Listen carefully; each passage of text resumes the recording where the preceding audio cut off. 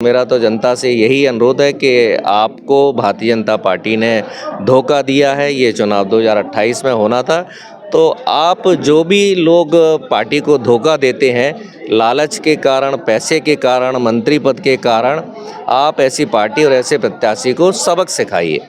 जो पार्टी छोड़कर गए हैं उसमें मंत्री का लालच, पैसे का लालच और भारतीय जनता पार्टी का जो षड्यंत्र है, छल बल की राजनीति है, धन बल की राजनीति है, सारे हथकंडे भारतीय जनता पार्टी अपना। मध्य प्रदेश की 2 विधानसभा सीटों पर उपचुनाव होना है। एक सीट है बीजेपुर और दूसरी है बुधनी। कल चुनाव आयोग का ऐलान हुआ, 13 नवंबर को मतदान होगा। बीजेपुर में हैं हम और मेरे साथ कांग्रेस के प्रदेश प्रवक्ता हैं। लगातार कांग्रेस इस सीट पर ज़मीन पर जा रही है और उन्हीं के विधायक जिन्होंने दल बदला लोकसभा चुनाव में, आज वो यहाँ से मंत्री हैं। भाजपा ने उनको प्रत्याशी बनाया है, कांग्रेस को अभी प्रत्याशी भी तय करना है। उससे पहले कांग्रेस की ज़मीन कैसी है, क्योंकि ये कांग्रेस का गढ़ रहा है और अब कांग्रेस का जो गढ़ में लगातार 6 बार यहाँ से विधायक रहे, उन्होंने दल छोड़ दिया है, तो किस तरह देखते हैं वो? सबसे पहले तो विजयपुर की जनता को बहुत बहुत धन्यवाद कि उन्होंने कांग्रेस पार्टी को हमेशा सम्मान दिया है और ज़्यादातर कांग्रेस पार्टी को ही जिताया है और पूरी उम्मीद है कि इस बार भी कांग्रेस पार्टी ही जीतेगी। और ये चुनाव तो देखा जाए तो धोखा दिया गया है जनता को और जनता के ऊपर थोपा गया है, क्योंकि ये चुनाव 2028 में होना था जो कि अब 2024 में हो रहा है। और बड़े आप देखिए इम्पोर्टेंट बात यह है कि जिस दिन इन्होंने कांग्रेस पार्टी से इस्तीफा दिया उसी दिन भारतीय जनता पार्टी ने इनको केंद्रीय मंत्री और कैबिनेट मंत्री बना दिया गया। तो ये जो पार्टी छोड़कर गए हैं उसमें मंत्री का लालच, पैसे का लालच और भारतीय जनता पार्टी का जो षड्यंत्र है, छल बल की राजनीति है, धन बल की राजनीति है, सारे हथकंडे भारतीय जनता पार्टी अपनाती है। तो मेरा तो जनता से यही अनुरोध है कि आपको भारतीय जनता पार्टी ने धोखा दिया है। ये चुनाव 2028 में होना था, तो आप जो भी लोग पार्टी को धोखा देते हैं लालच के कारण, पैसे के कारण, मंत्री पद के कारण, आप ऐसी पार्टी और ऐसे प्रत्याशी को सबक सिखाइए।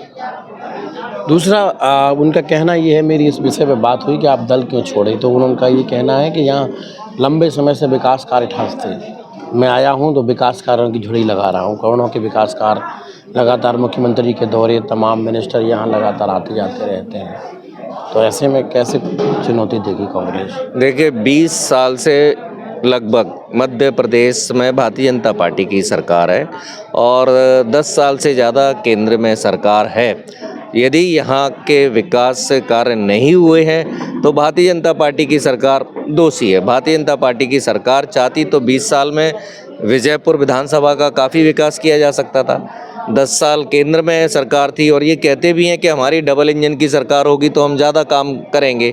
आपकी डबल इंजन की सरकार भी आपकी 10 साल से थी है, तो आपने कोई काम नहीं किया।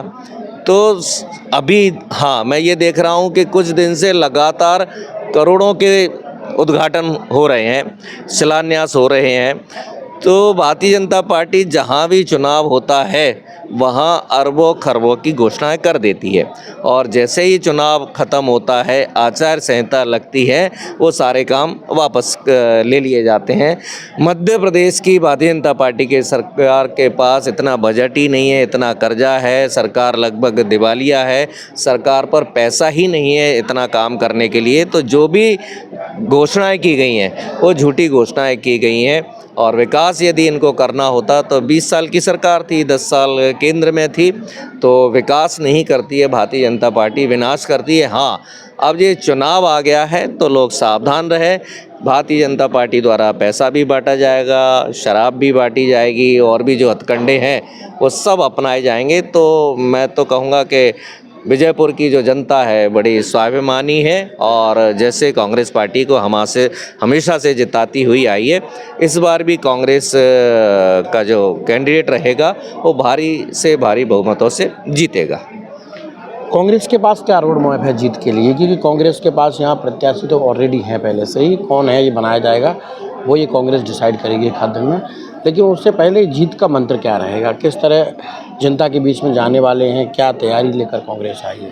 देखिए, चुनाव होता है पार्टी की विचारधारा कि पार्टी की विचारधारा क्या है। तो कांग्रेस की विचारधारा है सबको साथ लेकर चलना, हर जाति हर धर्म के लोगों का सम्मान करना। ये नहीं कि भारतीय जनता पार्टी की तरह कि जिस जाति के वोट चाहिए उस जाति के लिए कोई आयोग बना दिया, उस जाति की घोषणा कर दी। कांग्रेस जब से देश आज़ाद हुआ है हर जाति और हर धर्म को सम्मान दिया है। और विजयपुर में देखता हूँ आदिवासी बाहुल्य क्षेत्र ज़्यादा है, तो कांग्रेस पार्टी ने हमेशा आदिवासियों को सम्मान दिया है। आदिवासियों के लिए कई योजनाएं पार्टी के द्वारा शुरू की गई थी। तो कांग्रेस हर वर्ग को साथ में लेकर चलती है। कांग्रेस ये नहीं देखती है कि यहाँ हमारा विधायक है या नहीं है, यहाँ हमारा सांसद है या नहीं है।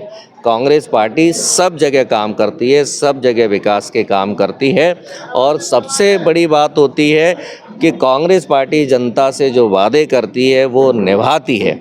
भारतीय जनता पार्टी केवल चुनावों में बड़े बड़े वादे करती है और उसके बाद जब जीत जाती है उसके बाद सारे वादे भुला दिए जाते हैं। मोदी जी की बात करें तो सबको पता ही है, 15-15 लाख खाते में आएंगे, 2 करोड़ रोज़गार देंगे। अभी जो चुनाव हुए थे मध्य प्रदेश में उसमें कहा था कि 2700 रुपये प्रति कुंटल MSP पर गेहूं खरीदा जाएगा, 3100 रुपये प्रति कुंटल पर धान खरीदी जाएगी, 450 रुपये 500 रुपये में गैस का सिलेंडर दिया जाएगा। तो ये तो अभी विधानसभा चुनाव में कहा था। क्या ये हो रहा है कि 2700 रुपये प्रति कुंटल में गेहूं खरीदा जा रहा है? नहीं। 3100 रुपये प्रति कुंटल में धान खरीदी जा रही है? नहीं खरीदी जा रही है। 500 का सिलेंडर मिल रहा है क्या? नहीं मिल रहा है। तो भारतीय जनता पार्टी अभी हमेशा झूठे वादे करती है और अभी भी आएगी, इतने बड़े वादे करेगी, ऐसे कहेगी जैसे विजयपुर को अमेरिका से भी ज़्यादा विकास कर देगी। तो ये कि भारतीय जनता पार्टी की जो चिकनी चुपड़ी बातें हैं, झूठी घोषणाएं हैं, उनसे सावधान रहने की ज़रूरत है। चुनाव से पहले कई एक वादे होंगे और कई एक शिलान्यास होंगे, ऐसा कहना है कांग्रेस प्रवक्ता का। और जब आएंगे भाजपा के लोग तो यही बातें मिलेंगी, लेकिन चुनाव के बाद सब बंद हो जाएगा और जनता फिर एक बार गुमराह हो जाएगी। तब क्या विजयपुर की जनता फिर से गुमराह होगी? क्या विजयपुर की जनता यहाँ बदलाव करेगी या फिर विजयपुर में क्या होगा, ये तो 13 नंबर को पता चलेगा। तब तक आप हमारे साथ बने रहिए और देखते रहिए। हम पहुँचेंगे विजयपुर की हर एक पोलिंग पर और दिखाएंगे आपको कि उस पोलिंग पे कौन किधर जा रहा है। नमस्कार।